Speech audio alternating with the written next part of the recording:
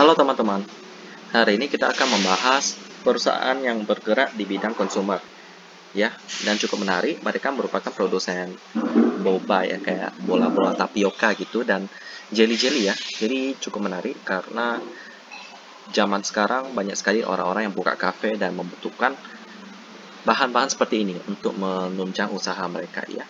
Dan perusahaan inilah yang menjadi penyedianya, menjadi produsennya. Yakni adalah Formosa Ingredient Factory Tbk dengan kode emiten BOBA atau boba. Alasan saya membahas perusahaan yang satu ini karena mereka akan membagikan dividen yang cukup kecil sih, cukup standar lah ya. Hanya sebesar Rp3 doang. Tepatnya di Rp3,029 ya.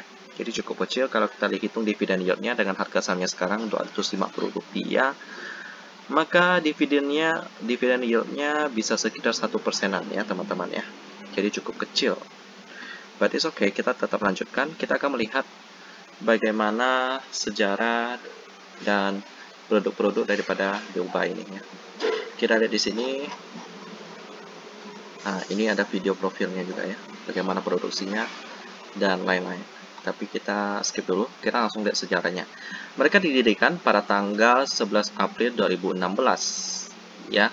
Mereka memproduksi produk tapioca pearl, topping jelly, popping boba, saus premium sirup dan bubuk premix ya, dan tentu saja dengan standar ISO 22000:2018 dari BPOM dan sertifikasi halal ya. Dengan merek Boba King.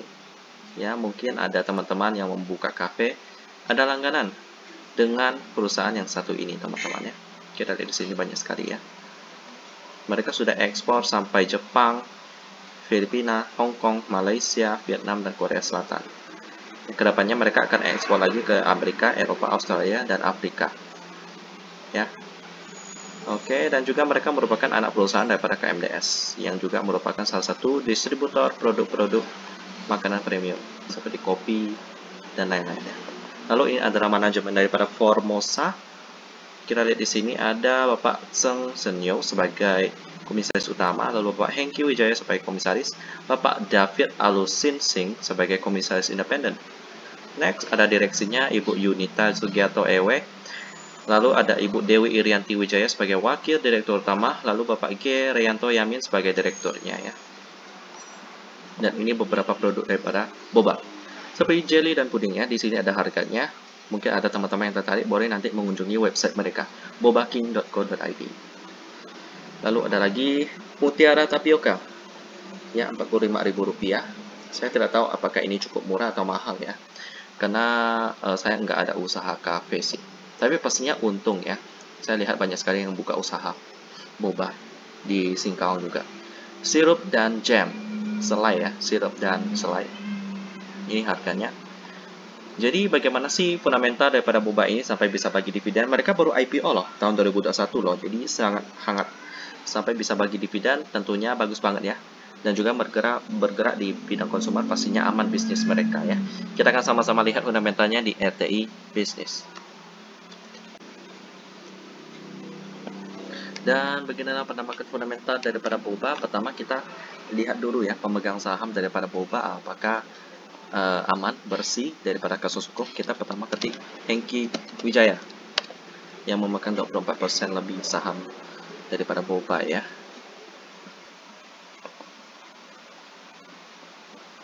Kita masuk ke news Formosa Ingredients. Oke, catatkan saham.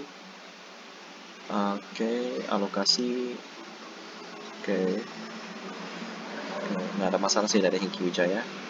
Hengki Wijaya boba ya. Oke, nggak ada masalah.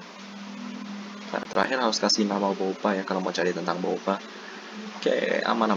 Lalu next, pemegang kedua PT Kurnia Mitra Duta Sentosa Tbk ya.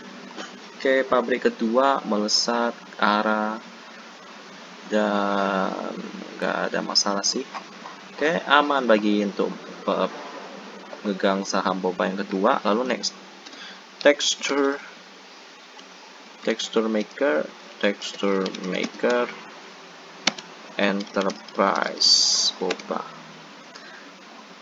Oke, selesaikan pabrik baru, rampungkan pabrik kedua, oversubscribe, melantai, bidik dana dan lain-lain, respon positif dan lain-lain, aman ya teman-teman ya. Next, kita akan melihat Dewi Irianti Wijaya. Wijaya. Nah, nggak ada masalah, nggak ada masalah ya. Next, ada Yunita Sugiarto.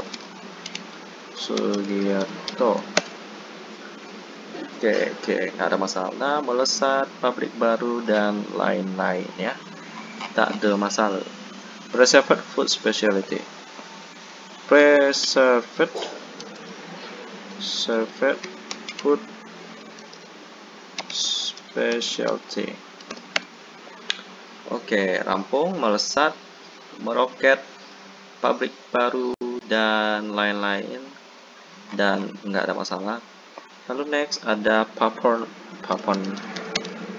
Mahatanopol. Ya, nggak ada masalah. Next ada lagi Chen You. Oke, kalau kita lihat di sini sih aman-aman aja sih. Aman-aman aja. Dan sisanya porsi masyarakat 12% ya. Jadi masih normal. Dan sekarang kita akan melihat fundamental daripada boba. Setelah kasusnya nggak ada, bersih. Fundamentalnya operating profit lebih besar daripada net profit. Nice. Valuasinya PR-nya 19 kali udah mahal. PBV-nya udah 3 kali. Udah mahal ya.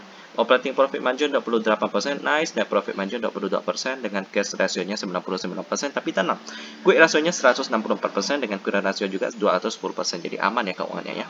Tapi kalau bagi saya sih udah cukup mahal ya. Mereka PR-nya udah cukup mahal. Jadi saya akan skip dulu ya. Sampai harganya dapat lebih worth it bagi saya ya. Turnover hari ini pun nggak sampai 1 miliar. Jadi skip dulu ya. Alasan saya membahasnya sih karena mereka akan membagi dividen sih. Ya, demikianlah tentang boba yang akan sekarang bagi dividen dengan comeback-nya tanggal 7 Desember ya. Dan kita ketemu lagi di video selanjutnya.